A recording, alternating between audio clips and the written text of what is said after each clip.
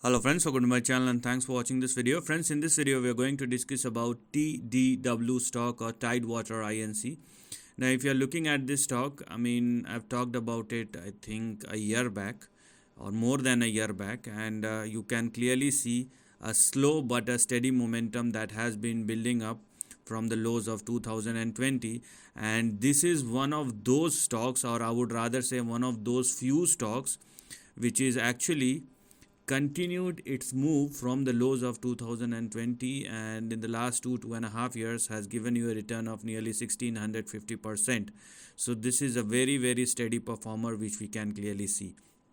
Now even if it is in a long term or a short term, we need to maintain some check and balances. That's very important to do time after time again. It's not going to be on a daily basis because the trend that I am looking at is for the next couple of years. So at least once a month or once in a 3 month it is necessary to check out the levels. Right now, because there is a steady momentum, or I would rather rephrase it, though there is a steady momentum, but one should not trade below $38 on the downside, which is going to be your support, and consider this as your stop loss as well. Okay, so it is mandatory for the stock to sustain above $38 going forward, and if it continues to do so, which it is right now, the next two target or rather resistance are 98 and 127.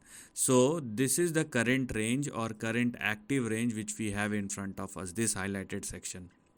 Now if you want to go further, for that the stock must surpass and sustain above 127. That's the least. Only if the stock sustains above 187, the big trend or big range will open up for you. Okay, so this is another thing. So here we are. So if the stock surpasses 127 and sustain beyond that, a big trend for the next couple of years will open for you, and the target will also be a bigger one in between $2,000 and $2,600. So what I'm basically saying is, because the stock is in a steady uptrend right now, what is accessible for you is 38 on the downside and 127 on the upside.